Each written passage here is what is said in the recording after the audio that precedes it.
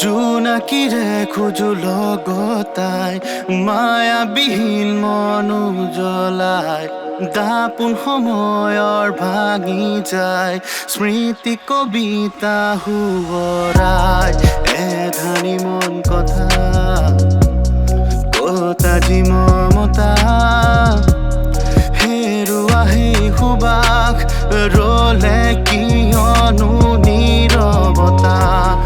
মিছাই হাঁহিতিৰ গছকি কল্পনা